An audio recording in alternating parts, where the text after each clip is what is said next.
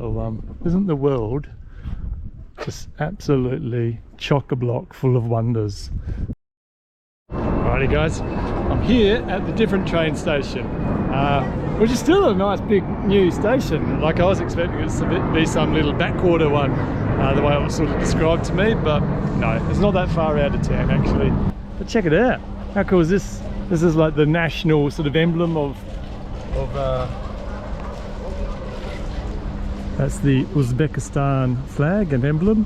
It was slightly different in the Soviet era, but it still had, in the Soviet era, these reefs that sort of went around it.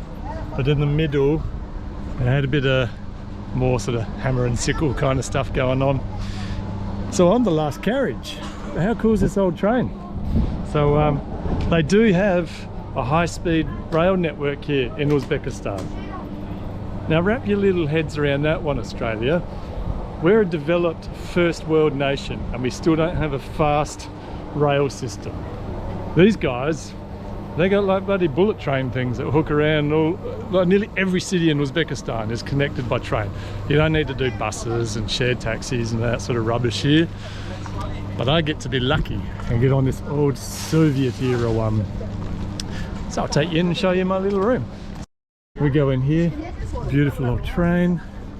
I've already spoken to the conductor dude, so I'm not pushing in front. I've chucked my bag in. Look at this, it's all wood grain, it's lovely. Now I was bed number 11, which had me a little rattled to begin with, because I thought, oh, everything's in Roman. And I was like, oh, am I like birth kind of like thing 11? Yet I have the numbers. And I went back and found, where was I? And I was bed 11. And it says it down there, 11, so I'm quite lucky. I get down on the bottom level. So look at this, this is what a Soviet era overnighter train is all about. The confusing part of overnighter trains, on these old ones especially, is I feel like just back in the day they just used to carry like a suitcase with them, or a bloody big 70-litre backpack, which then has to sit here taking up all my room. No, they don't open. We get a little table, get some water, we get some kaksop pak hai. I do love it. Oh, I was probably reading that backwards. Some canned sugar. Okay. Can't eat in my feet tonight, baby. And then, get a light. Check. Oh, how are you? Hello, we got a special, hi, salam alaikum. So anyway, I'm going to kick back. I bought some snacks in the station, and then just relax, max, no tax. G'day, legends. I'm in Samarkand, Central Asia's most beautiful, they reckon, most important city, probably one of its oldest cities here in Uzbekistan. So I've just I got here late last night on the slow train, which was that was a comfortable old ride in the old Soviet train. So I'm going to go out and explore things for the first time. This is kind of like the main street. It's pedestrianised except for the little buggies that seem to be hooking around the place. History time, history time, history time with Jack. It changes every time, doesn't it? But it's got the same theme. History. So Samarkand, which used to be called Makhanda, has been around since about the 5th century BC. This is a very important trading town on the crossroads between China, Persia and India. When Alexander the Great came here in 300 BC, he said, everything I've heard about this city is true, except it is more beautiful than I could have imagined. We could only imagine what it was like back then in 300 BC. But then everyone's good friend Genghis Khan came through in the 1200s, 13th century. When Samarkand, Makhanda was at its prime, at its peak, he came through and obliterated it. He did what he did best. Just bulldozed his way. He just bulldozed his way around the world. What a jerk, eh? Oh, well, from the 1200s, this city didn't really exist. And it could have just like fallen into oblivion, I guess. But everyone's good mate in the late 1300s, Timur, who we saw his statue riding on the big horse. He came here and he built it into what then became a very important centre for education. So he rebuilt the city. It became, again, not quite to the same extent that it was from the 5th century to the 13th century. That was its primo. But yeah, he managed to build it up and build it into a very important centre for education.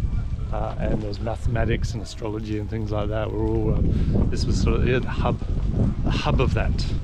And still a lot of trade. It was a very important Silk Road town. So anyway, that's a little bit of history time. Look at that. Look at this for a structure. Massive, like it's like a giant blue dick. I'm going straight to hell for that one.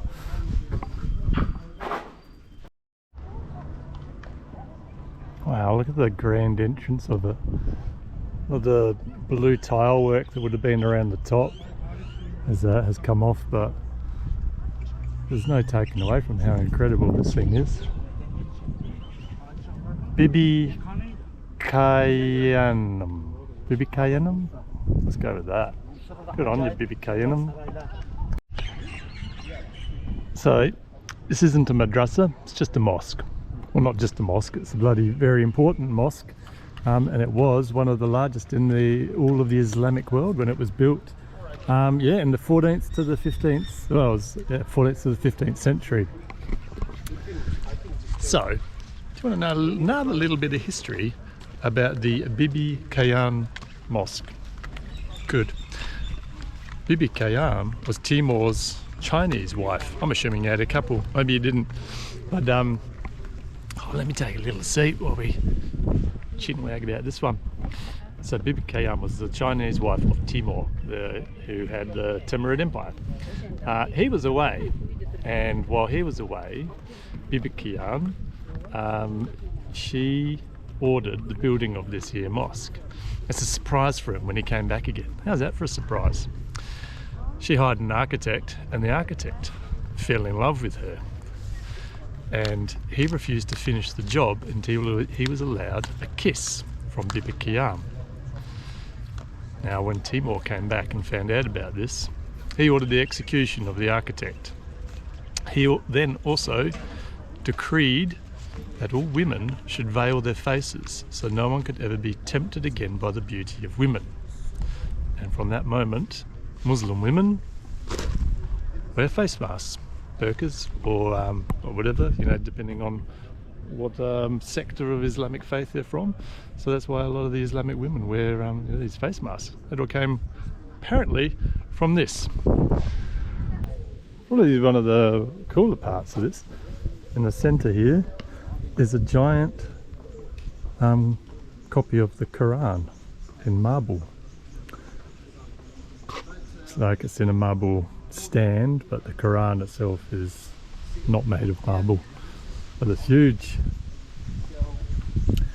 They clearly stopped what they used to do here because apparently legend had it, if women crawled underneath this stand, then they would be blessed. Some might say blessed. Blessed with many children. Clearly they're trying to stop. This is how they're doing population control in Uzbekistan. Build a big glass cage around it. Well, as it turns out, it's kind of semi-permanently closed. And I read, so this thing here got major damage in 1897, I think it was, somewhere like that, earthquake, and then it got rebuilt kind of in the 70s by the Russians. But these cupolas and the main one that's on top of this were all cracked and ready to fall in on itself. And so I can see in here major cracks running right up through everything. And so I'm guessing, looks like they might be doing some renovation works in here. They've got a long way to go. There's some huge cracks running right up through it. So they've essentially like gone, nope, nobody can go in there anymore. It's about ready to fall in on itself.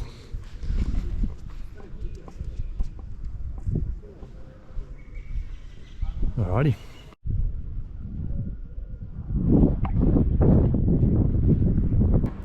I'm heading up now these stairs here, which is to the Shah Isinda, tomb of the living king.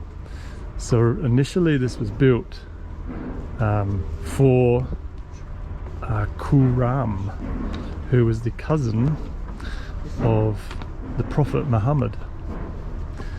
And Khurram brought Islam to this part of the world in the 7th century.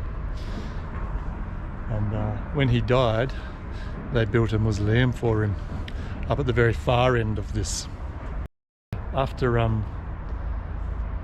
Khurram was buried in his mausoleum up here, then it became a bit of a pilgrimage site where very other important friends or family members all had their mausoleums built in this area. It was it was the place you wanted to be buried pretty much, but only a select few got to be in here, as you can see. So here's one. I mean, this is just a mausoleum for one person buried in here. Underneath this, such grand structures. And so we'll go and have a look through and see what it's all about. Look at the beautiful, this is all glazed terracotta making up all of this, all of these. It's just astounding.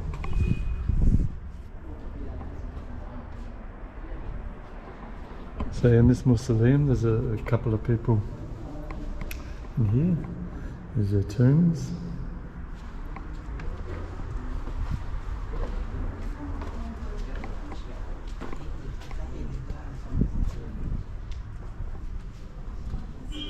What an avenue. Look at this. Whoa, look at it. Just keeps on going.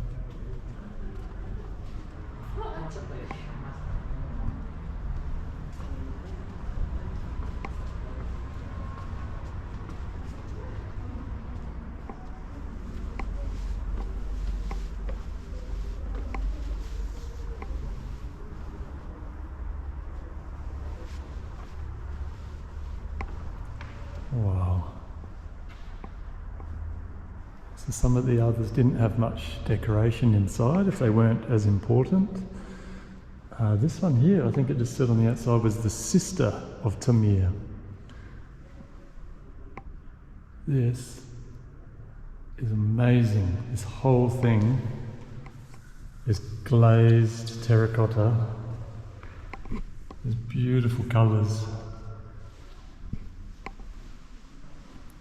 This thing's been here since 1370. Since 1370, man, this thing is nuts.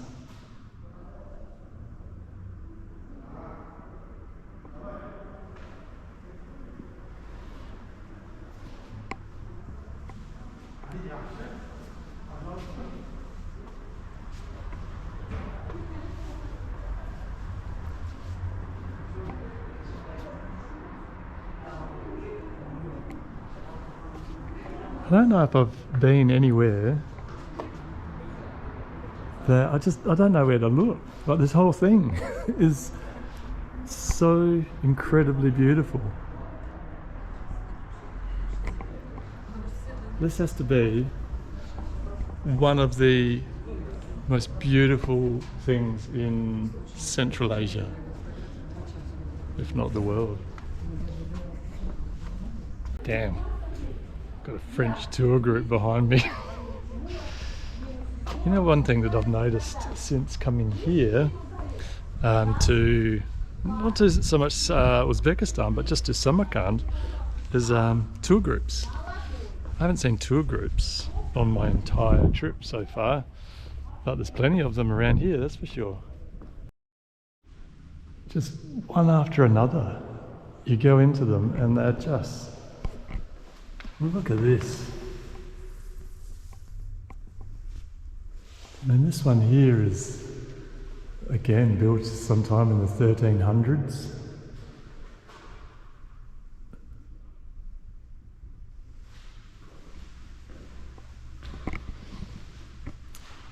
Whoever is here is in here by themselves. What a resting place.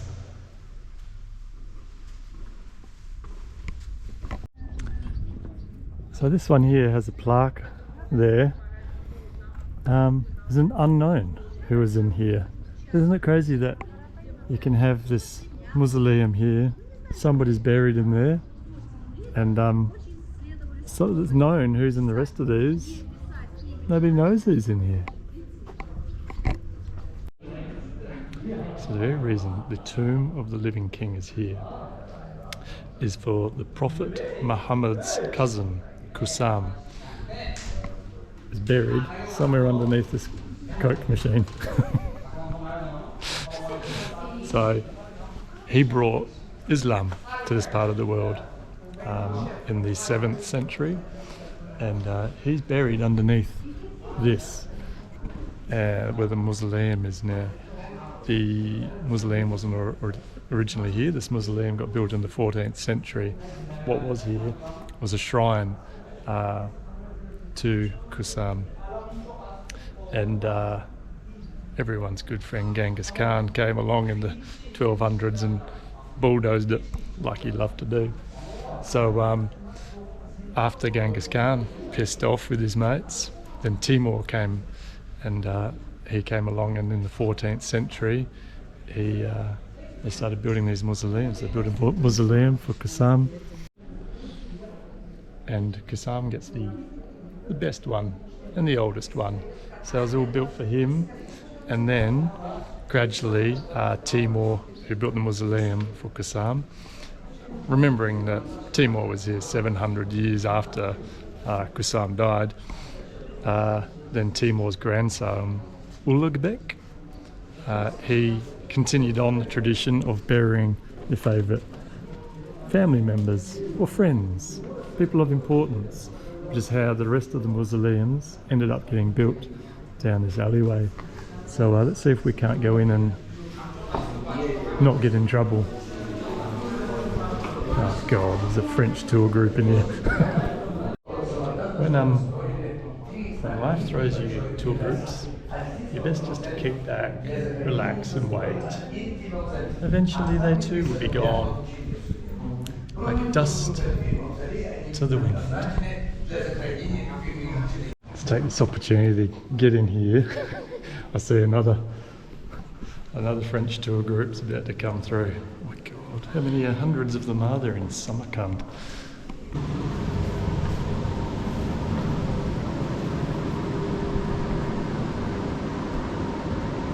Wow, that's a cool chandelier.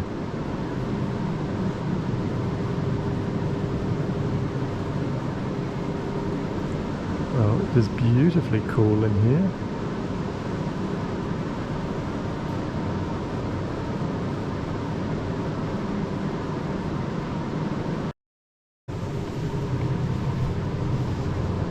You got some beautiful colours. It's paint.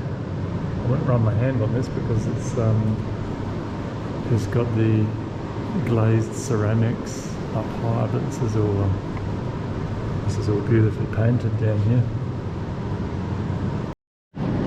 So it's in behind here where Kasam's tomb is, his burial place. You cannot go in there, it's locked in. But he gets his own room where you can't go in and wander around.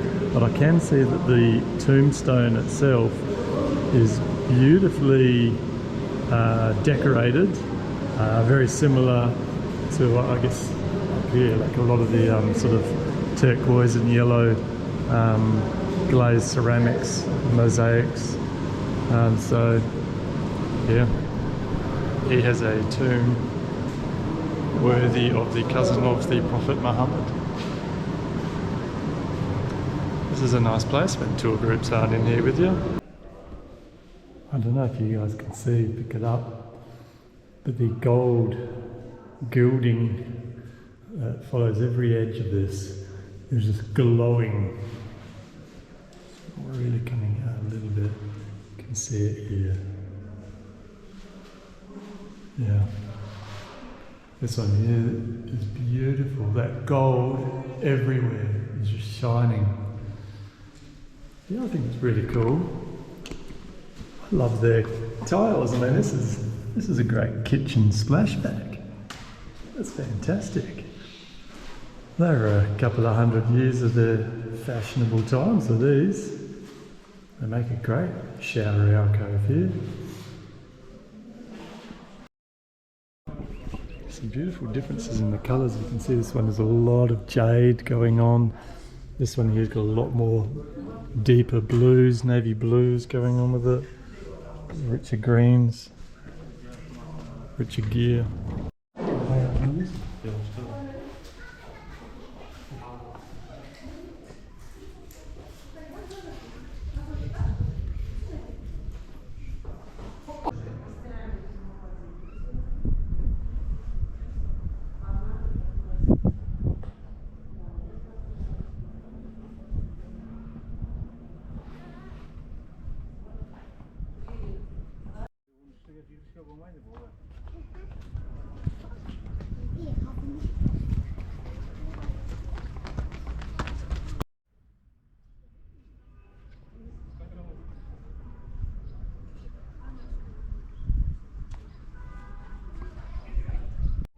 I think one could fairly well surmise that you can see quite well here.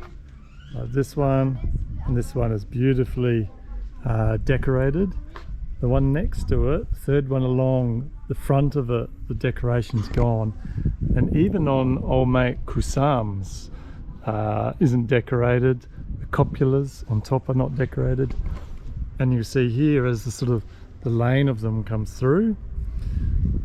Here, Shah, and Shah. They're also not decorated. I'm assuming, because I can see a dome up here that's in a beautiful ribbed style, that at some point in its history it probably had the beautiful terracotta mosaic work on them, rather than just the brickwork that it is. But maybe history's been unkind to these ones, so I'm just chucking it out there, but I reckon that this would have been a whole beautiful lane of mosaic buildings. And probably where I am standing here would make a lot of sense that down this side as well, because it looks like down here are the foundations of other mausoleums. So up next to or make Kusam's, where all these tombstones are, it looks like there would have been one here, and potentially, yeah, these look like the foundation work of other mausoleums. So I'm guessing it would have been this beautiful lane that headed the whole way down, mausoleum after mausoleum. Bit of a shame. I mean, I guess that these have been here since the 13. Well, there was one of these was the 12th century, 12th, 13th, 14th century, 1400s, sorry, 12th, 13th, 1400s. And so it's quite surprising, I guess, that they're all still here in the state that they are in. This is a really impressive area that I had never heard about at all. So isn't the world just absolutely chock-a-block full of wonders, things that you never knew were out there, and then bam, you're in something that, oh, I feel this is more impressive than Angkor Wat or anything like that.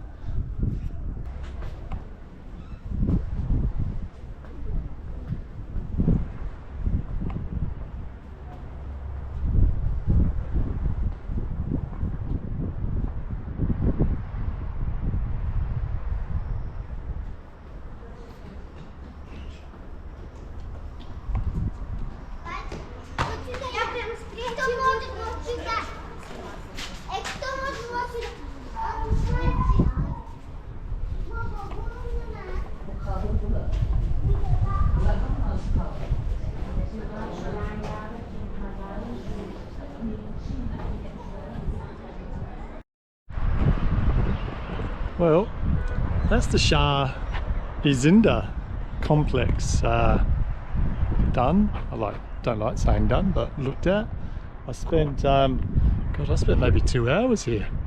A large portion of that was waiting for tour groups to bugger off, but it also gives you a bit of time, if you've got time, just to kick back and relax, and you can start to absorb the feeling of the place. You let the tour groups go on by, they're all like rushing around taking photos and all the rest of it, which of course is what I'm trying to do as well. But I'm also trying to just get a bit of a feeling of the place, which when you sit down and you wait for a group to go, you might wait 15 minutes and another group will come, so you end up waiting 20 minutes, half an hour, whatever. I've got all the time in the world, and you start to just really enjoy it. And I've thoroughly enjoyed the Shah Isinda complex. It's well, you guys saw it, it's absolutely beautiful. The main part of Samarkand is over here, and you can kind of see into the setting sun over here is the Bibi Hayum, or I don't know how to say it, the giant mosque that's up there, and it's really dominating the skyline from here. So here's suburbia Samarkand.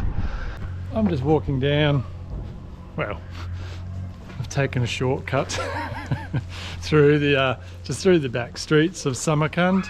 No particular street, with no particular place to go, and it's just interesting life down here. Every now and then, behind these walls and doors and what's going on, someone will have one open, and you'll just spot inside there beautiful shaded courtyards. All in behind here, there's just these oases of dappled light from grapevines growing, and yeah, it's just every now and then you just catch a glimpse of life behind the walls. Seems to be there's a lot of watermelons. I've spotted it. Like, if people leaving, look at this beautiful old door. People leaving, oh, what is this? Forget about watermelon talk. This looks like a synagogue. Ah, I reckon it's a synagogue. Hi, how are you? This is a synagogue? Ah, who would have thought that I could be correct? This is a beautiful wall. Okay, this is from Australia. Australia? Yeah. Isn't this one?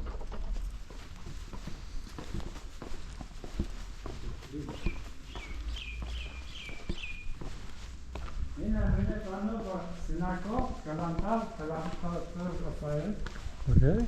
Dit van de synagogue Kalantara Rafat Masay Dush Bukhari, 1891. Okay. Right. Right. So he died 10 years after it was built.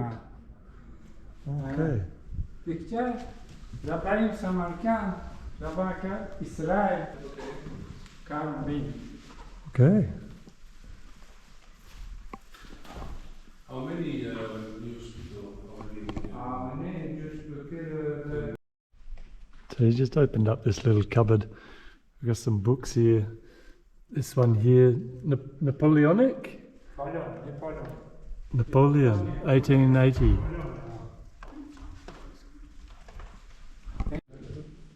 Wow, okay. So thank you very much, sir. Thank you very much. Thank you very much. Bye bye.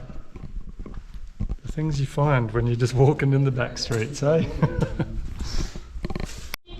Just walking past, and I saw this door open, and I just got talking to someone. I said, this is an old Russian Volga, and it's not vulgar. I'm assuming it doesn't mean it's vulgar, because it's beautiful. It's an old, by the looks of it, 1950s, maybe early 60s, but it just looks, you know, American. But the Soviets, they weren't just building ladders. They were building beautiful, look at the beautiful lines on this thing. Wow, I've never seen anything like it. Who would have thought the Russians could build, wow, No, they did build some pretty cool stuff, didn't they? Look at the subways in Tashkent, for crying out loud. So, hello, I love your car.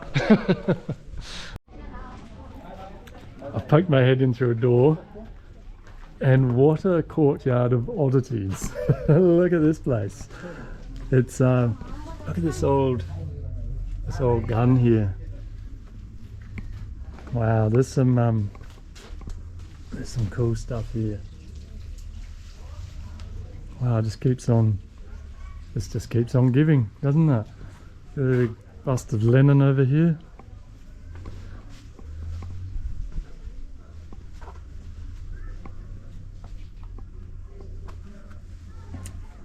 There I was thinking I was cool because I found some Lenin money, and here's a whole tray of it. Okay, I'm not going to bore you guys with this. I'm going to have a little look around from here, but I reckon that is a good first day in Samarkand. I think it's a fitting time as I walk into the setting sun that I say sayonara for the day. I reckon this has been a fun, very fun day. I'd say it's been adventurecation. We've learned a lot, we've seen a lot of beautiful things. Hello, salam. And I'm going to wander off now into the sunset. So, all right, my beautiful friends, if you liked the video, subscribe. You guys know the drill, probably better than I do. I reckon that's it. Sign it out. Take it easy, guys. Ciao.